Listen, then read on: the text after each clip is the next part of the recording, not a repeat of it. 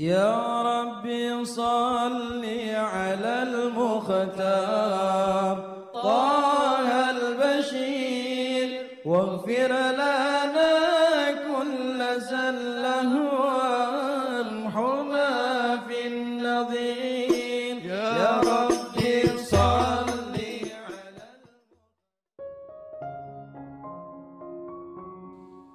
Bismillahirrahmanirrahim. Alhamdulillahi rabbil alamin.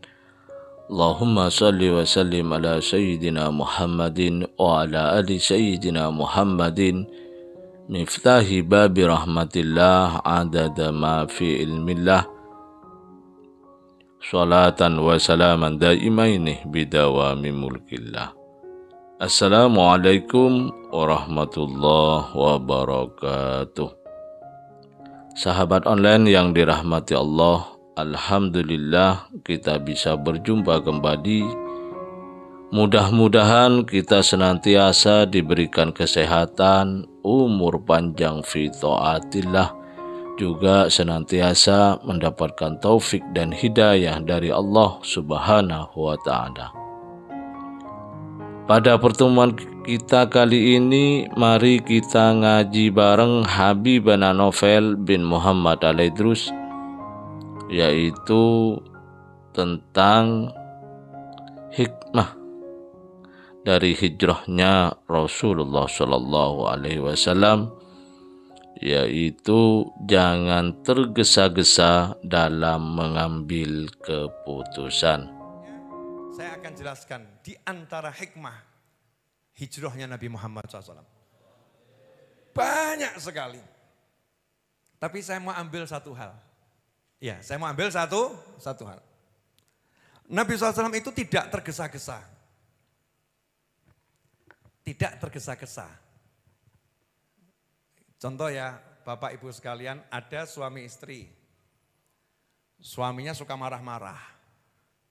Istrinya langsung pulang ke rumahnya. Terus bilang sama bapak ibunya, tolong carikan ganti suami. Kenapa? Gak kuat aku. Suamiku suka marah. Dan sebaliknya. Itu namanya tergesa-gesa. Kerja, jualan 1 bulan. Tidak ada satupun yang laku. 1 bulan. Akhirnya ngambek. Besok aku gak mau kerja lagi. Kenapa? Sudah kerja keras ternyata tidak menghasilkan. Itu namanya tergesa-gesa.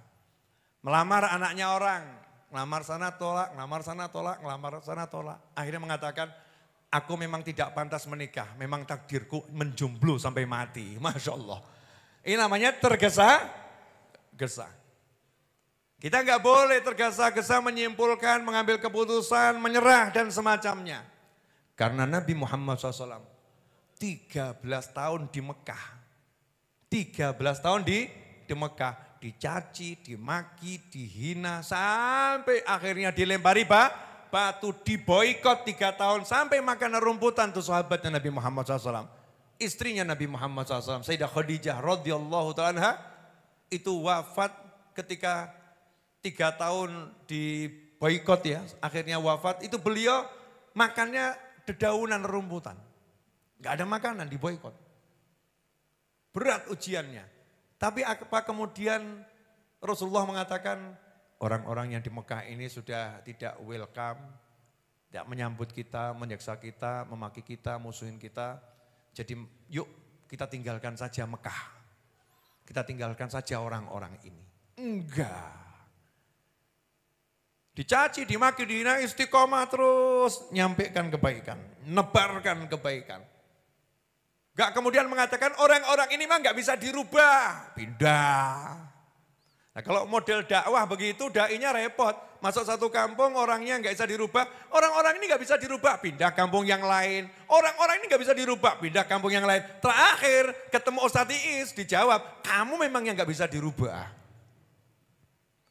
Wataknya itu gak bisa dirubah berarti kamu. Karena setiap kampung yang kamu datangi, kamu selalu ngambil kesimpulan orangnya gak bisa dirubah. Bukan orangnya, kamunya yang salah.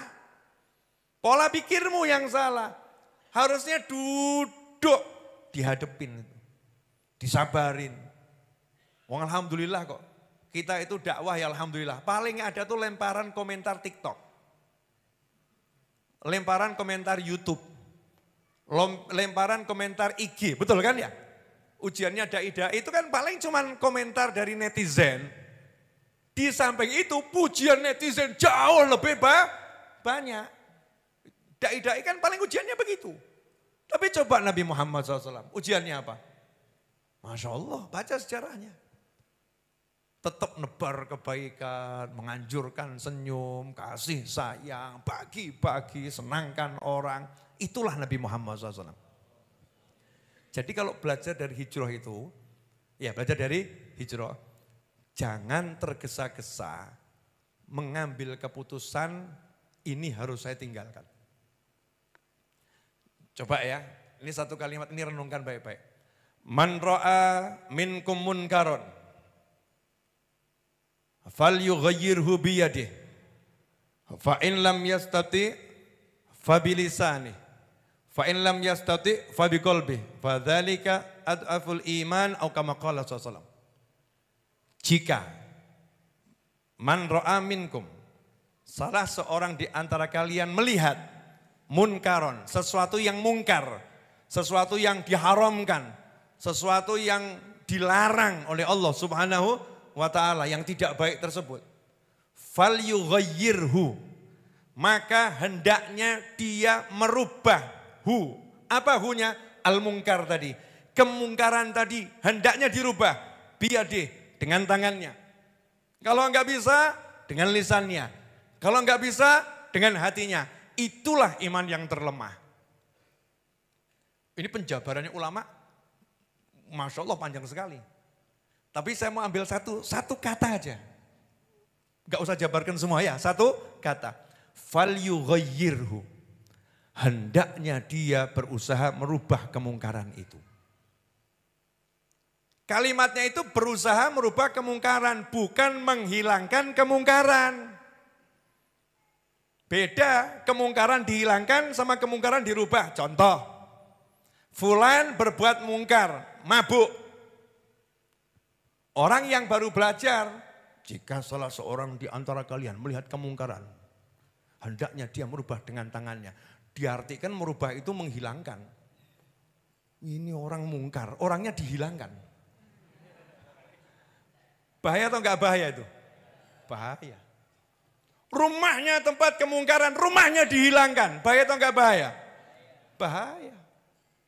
Salah memahami. Bukan dihilangkan, tapi dirubah. Orang yang maksiat jadi ahli taat. Tempat yang terburuk jadi tempat yang terbaik. Dirubah. Falyughayyirhu. Dia harus berjuang. Bukan seenaknya sendiri mengatakan ini enggak bisa dirubah. Ini harus disingkirkan. Ini berapa tahun kamu berjuang merubahnya. Nabi SAW 13 tahun tak kenal menyerah.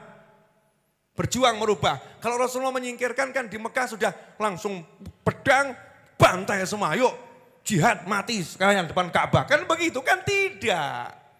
Dideketin orangnya, disambut dengan baik, diakhlakin, disabarin. Biar orang ini berubah jadi orang baik. Itu baru namanya pejuang. Itu namanya mujahid. Itu yang namanya orang yang sungguh-sungguh pengen merubah kemungkaran jadi kebaikan. Itu ranah dakwah di situ. Ranah dakwah. Beda ranah penguasa. Beda. Ranah dakwah dai di situ. Berusaha merubah dengan kalimat, dengan tutur kata, dengan akhlak. Itu dai. Pemerintah beda. Ranahnya membuat aturan. Itu pemerintah. Merubahnya dengan aturan. Dengan kekuasaan biyadih, dengan kekuasaannya. Maling tangkap, polisi tugasnya. Kita maling tangkap, gebuki mati. Masya Allah, neraka. Karena enggak ada hukuman buat pencuri, hukuman mati enggak ada. Enggak ada. Pencuri itu kalau terbukti mencuri hukumannya yang paling berat adalah dipotong tangan. Itu dengan sidang yang panjang dalam syariat Islam, enggak gampang. Nah ini pencuri kamu tangkap, kamu gebuki mati. Justru kamu yang akan ditanya sama Rabbul Alamin. Kenapa kamu hilangkan nyawa ini? Kan bahaya itu. Kenapa? Karena nggak ngerti. Kemungkaran itu bukan dihilangkan, tapi dirubah jadi kebaikan. Konsepnya begitu. Makanya Nabi SAW sabar. Misinya merubah Mekah. Sampai diperintah sama Allah Ta'ala hijrah dulu ke Madinah. Hijrah di Madinah. Gak lama balik ke Mekah, berubah itu Mekah. Masuk Islam berbondong-bondong. Jadi begitu. Lah kita terhadap diri kita sendiri, gak usah lihat orang lain. Gak usah lihat orang lain. Cek mungkar kita ini loh. Kan mengherankan kalau kita sibuk mata mencari kemungkaran di mana-mana. Mata kita cari kemungkaran di mana-mana.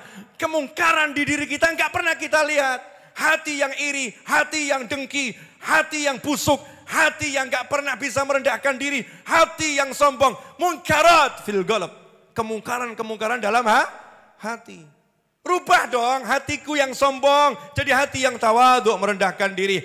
Hati yang iri dengki jadi hati yang penuh kasih sayang. Lisan yang mencaci dari lisan yang memuji. Jari jemari yang menyebarkan keburukan menjadi jari jemari yang menyebarkan kebaikan. Itu baru namanya kita berjuang untuk agamanya Allah Subhanahu wa Ta'ala. Sampai di sini jelas? Ini kok khusuk semua kenapa? Padahal yang minum kopi jenengan. Yang minum air mineral jenengan. Yang makan roti jenengan. Saya ini dari tadi minta disentuh nggak sempat-sempat. Kopinya ini mengharapkan sentuhan tangan saya. Ya. Agar dia bisa sampai ke mulut saya.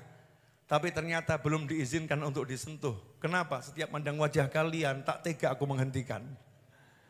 Ya pengennya terus Alhamdulillah kita telah menyimak penjelasan dari beliau. Semoga ilmu yang telah kita peroleh ini dari Habibana Novel bin Muhammad Al-Idrus menjadi ilmu yang bermanfaat bagi kita, keluarga, dan anak cucu kita. Habibana Novel bin Muhammad Al-Idrus dalam kajian ini menjelaskan, di antara hikmah hijrahnya Rasulullah Shallallahu Alaihi Wasallam yaitu tidak tergesa-gesa. Dalam kehidupan ini, kita tidak boleh tergesa-gesa dalam menyimpulkan dan mengambil keputusan, serta tidak boleh menyerah atau putus asa. Ketika kita punya masalah, seberat apapun masalahnya, maka hadapilah, bersabarlah, dan janganlah menyerah, dan janganlah putus asa. Mintalah pertolongan Allah Ta'ala, janganlah tergesa-gesa mengambil sebuah keputusan. Semoga kita bisa memahami dan senantiasa mengamalkan dari apa yang telah beliau sampaikan, dan semoga hidup kita berkah, dipenuhi ketenangan dan kebahagiaan. Amin ya rabbal alamin. Wallahu a'lam bishawab. Semoga barakah dan manfaat. Assalamualaikum warahmatullahi wabarakatuh.